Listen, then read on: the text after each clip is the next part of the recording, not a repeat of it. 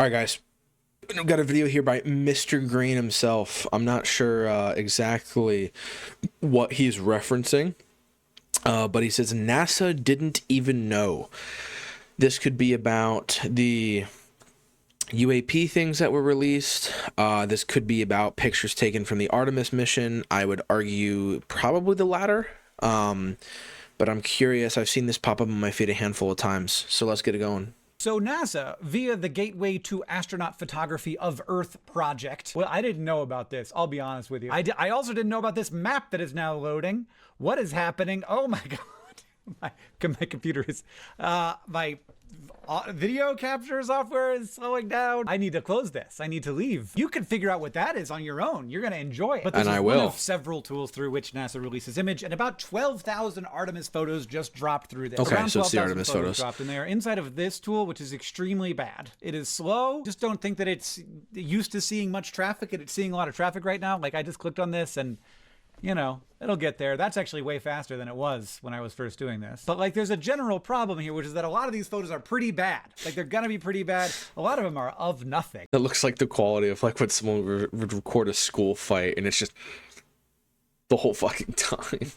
This is just a black screen. These are just all the photos they took, and sometimes they had the settings wrong, or they were figuring stuff out. That was just a black screen. A lot of these photos are like not particularly interesting. Like, this is a photo of the full moon. It looks a lot like the photos of the full moon that you've seen before. And then also, in addition to that, if I'm going to add them to the ArtemisTimeline.com tool, I'm not going to add 12,000 photos to the tool because it's just going to make it impossible to use the tool. So quick and dirty, the main tool, you can go through 50 images and pick the 5 that you like best. So maybe you're going to be frustrated that you like can't get like all of the coolest ones. That one's pretty cool. This one's cool.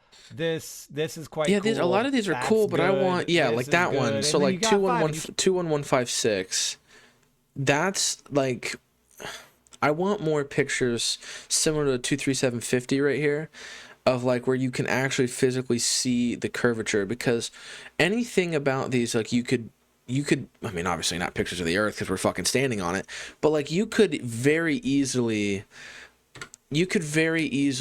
just take out a telescope, look and point at the moon, and you'd be like, okay, I see the moon, it's a circle, it's flat, whatever. It's not flat, but it's like at a far away, the way it like widens out, it looks flat. It doesn't look curved. You know, and the thing that you really have to be able to do to appreciate the curvature of these these interstellar and these celestial objects is you have to be close enough to see that. That's why I think pictures from like the ISS or pictures from like low orbit satellites are so cool, because you can see the Earth just bending, and you can see things going over the horizon like that, and you can see like I don't know what you would call it, but because I don't know if it's the same as what it would be called like on the moon, like a coronal, like you would see the light of the sun just peeking over the edge. So it's like that stuff is cool to me, and I want more pictures like that versus like 29314 literally just looks like, hey Grok, can you show me what a picture of the moon looks like? Like it's not the same thing. Can't pick more than 5, and that's annoying, right? Because maybe I want this one of the Earth, or maybe I want this really dark that one's one not bad. That one's not bad. Everybody does this, it all adds up, and we bring the ones to the top that people find the most interesting and attractive, and you submit your picks, and people have done this. I just posted this on the community tab, and if you do enough of them, you get access that middle to one's the not bad. final I list like the ones of the which moon because you can see the Earth behind it. So I will load up for you the leaderboard right now, and you will see the Artemis 2 photo top 50 any moment now. People like the eclipse. I can promise you, if this wasn't made by AI, it was made using a template software, because you can just tell. I forget what font that is. It's not Arial, but you can tell though the cascading like center alignment with the dark center boxes with the white highlight shadows, like that it's good design, right? So if someone did it on their own, nothing wrong with it, but that is what AI defaults to all the fucking time.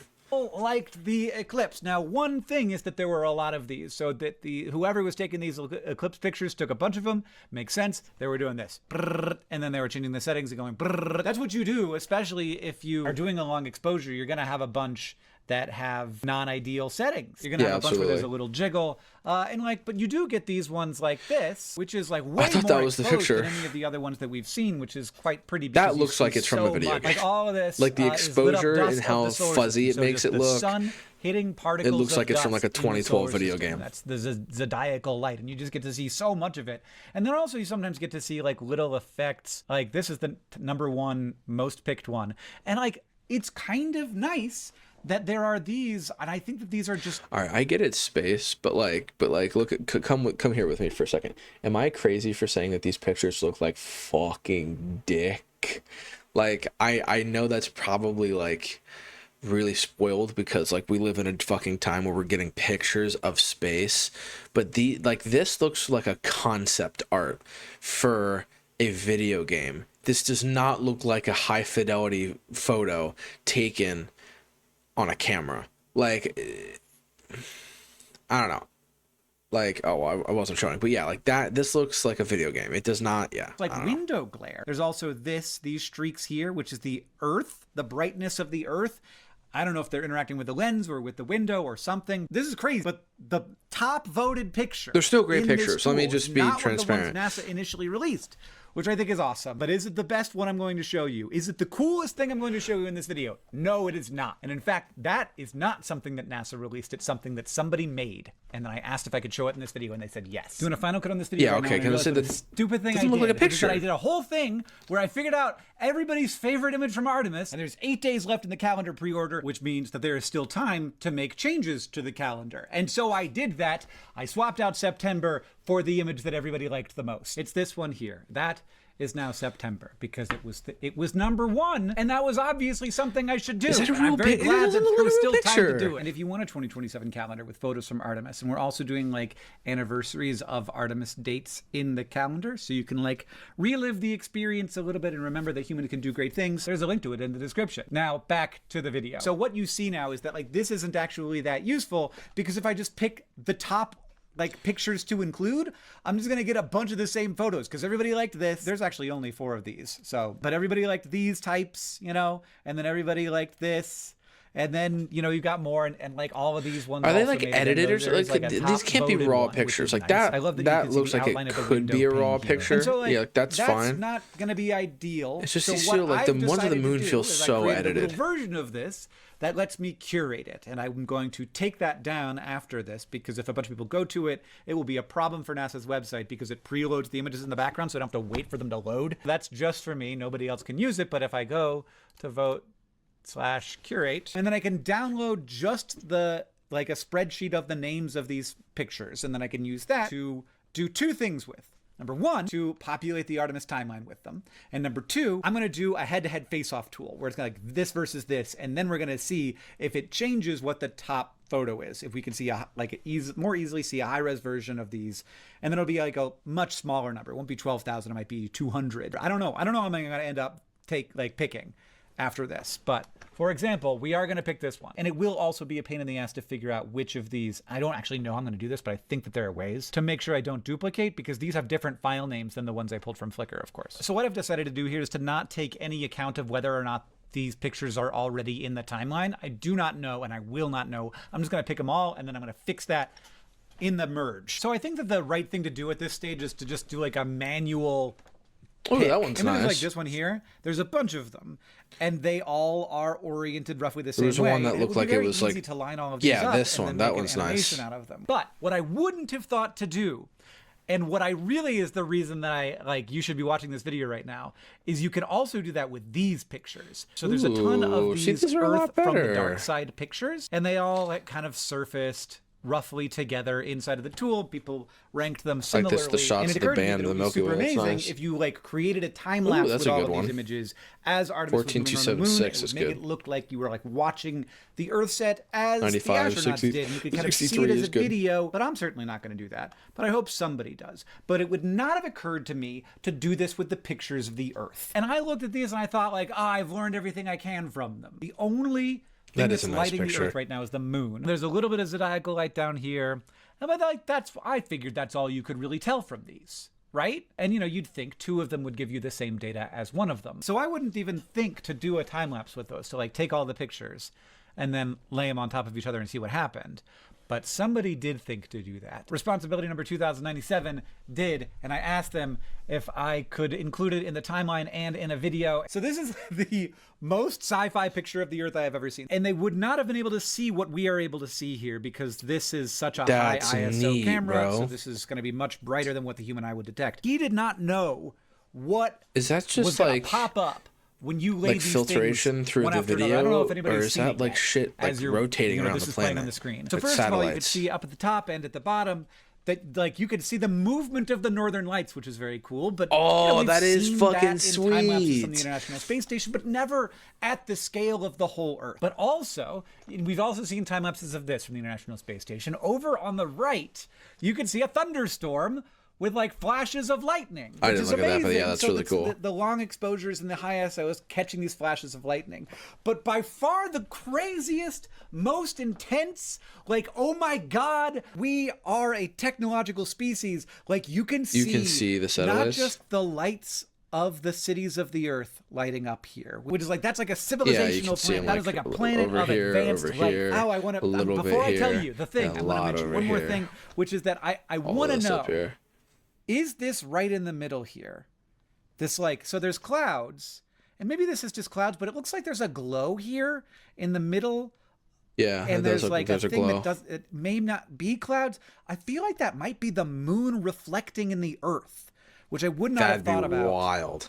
If I was just looking at this image. Oh God, this is so cool. Now the other thing is that you can actually see the Earth very slightly twisting, and you could also see it getting smaller because they're moving away from the Earth very quickly. But the thing that absolutely blew my mind, and I was like, is that what I'm actually seeing? Is the satellites. Yeah, okay. I'm not crazy. I'm not to crazy. The left and to the right, and that's, I think that you can see them there because that's where they're catching the glint of the sun or of the moon. I don't know where the light is coming from, but I know that these are satellites. I know that they could be nothing besides satellites. And there's actually at the top, you could see, I think, there's a couple I'm pretty more. Sure that might just be stars. Orbit of a chain of Starlink satellites that could be Starlink, coming up over, and they're catching, and then they're disappearing as like they're no longer like bouncing the light of probably the sun. I don't know how else they could possibly be bright enough to glow without it being that they are actually catching the sunlight right on the edge there. I think that they would catch the sunlight. From the perspective of those satellites, they could see the sun. But like Artemis, obviously. I'm glad I'm not crazy, man. Yeah, no, I saw that when I first looked at it. Like the looks the most notable because like the Earth is just kind of still moving away. It's all these moving dots, and I'm like, well, there's no way the stars would be moving like that from that distance. Like with the parallax, you wouldn't see that. So I was like, man, that's insane. And then I'm like, no. Those gotta be satellites. And I didn't even notice the ones he was talking about up here, but that definitely could be a row of Starlink, which I think is awesome. I think that's so cool. I think that's so fucking neat, bro. Man, that's just, this is a great time lapse and assortment of pictures.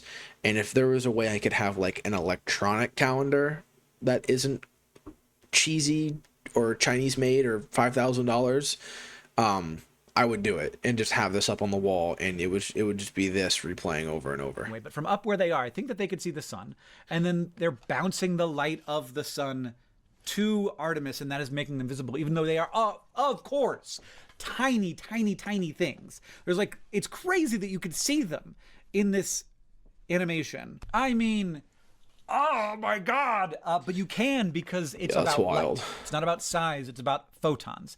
And this is detecting so many photons. Like this is a very dark Earth with a very high ISO, very long exposure. That's so cool, bro. And I do feel like this is the northern lights are sweet. I feel like that's the reflection of the moon in the ocean. I really want to know if that's the case. But the fact that you could see these swarming satellites, which looks absolutely crazy. You know, like there's like the blue marble is one thing, but to see it animated like this, to see it slowly spin, to see it like retracting into the distance as they move away from it, and to see the aurora moving in the thunderstorm with its lightning flashes, and this swarm of little guys all across the outside providing services for the people on the surface. I mean, that's a good planet. And it's not quite like that blue marble sensibility that maybe you get when you're up there on space, when you're like, oh my gosh, look, there are no borders. It's just one Earth. The addition of the satellites, and they're all going such different speeds and, you know, in different orbits and stuff. But like that, I will say the Earth, like, even on the Earth, like no one appreciates the view, but the Earth is fucking beautiful. And not just alive with life, but alive with intelligence. And that's like a different kind of life. I think about this all the time, and I've never like articulated it publicly, how like, you know, technology and culture is in so many ways identical to the processes of natural selection, but through different mechanisms. And so it is like there's so much that is analogous. There's so much that tie those things together. And that just like, I feel it really strongly looking at this. And I don't think that anyone knew that when you stitch these pictures together, you would get this effect of the satellite swarming around the outside there. Like I saw this on Reddit this morning and I was like, I am among the first 1,000 people who have ever had this experience of seeing the Earth alive in all of these ways. Yeah, that's really cool to think like about. Alive with the geology of the aurora. Like the person who makes this sends it to you, and it's like besides the person who made it and the people at NASA who maybe saw it this way, or the people who were in the Artemis ship saw it, like you were one of the first people to see this. That's fucking cool. And then alive with the satellites twinkling and threading through space on the outside. It's going to make you feel like there's way more of them than there are. There's a lot of them, but the Earth is very big. Like, but we can only see these because like this is such a sensitive photograph, or such a sensitive series of photographs. But like, I mean, I really am like truly 10 minutes late for this meeting, and I have to go. But I just couldn't stop myself. I had to record this. Earth is so good. It is. No, he's so fucking right for that. Like, it's just such like an alluring, just awe-inspiring thing to look at, and it does, like, you know, it makes you feel a little existential. Excuse me. You start to think like, oh well, you know, you get that existentialism and that nihilism where it's like, nothing matters and everything's small and blah, blah, blah, blah, blah, blah, blah. It's like, no, it matters, and it matters because think about how small your process is comparative to the universe, but how big it is to you. And then you have to think, like, it causes you to like to be introspective about small things that happen in your life that you think could be contributing to a grand scheme that you don't know about.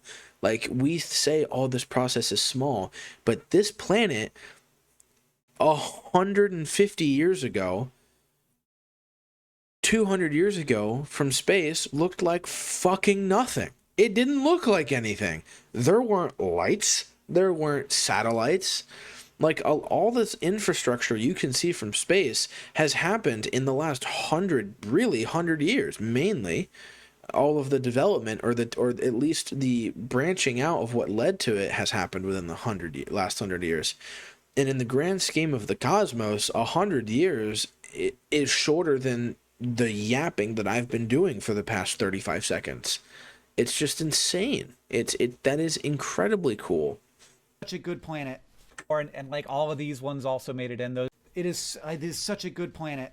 I feel so good about it. I am such a fan. I will put a link to this in the description. I'm also going to put up, once I download all of these photos, the pictures I've picked as the top of the top 1,000.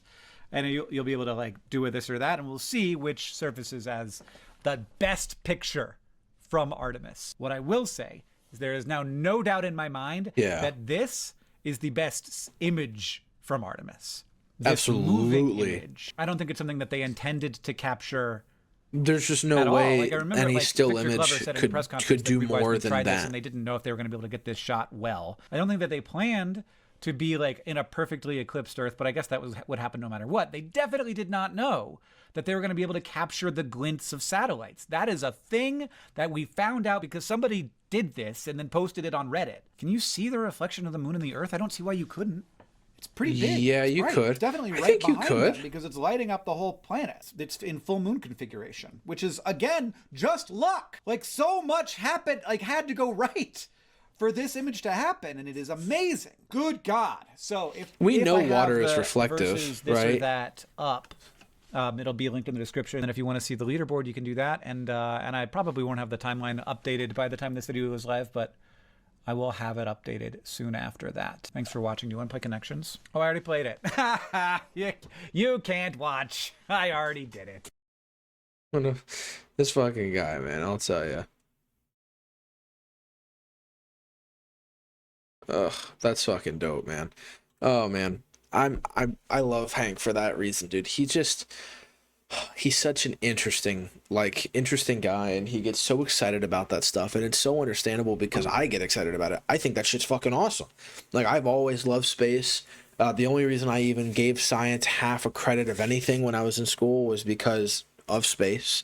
I was more of a history guy, but space has to do with history. I mean, you know, our history is very, very, very minuscule, and a lot's happened in the short time that we've been around, and that's, I think, fucking awesome. Again, 100 years it took, just the last 100 years.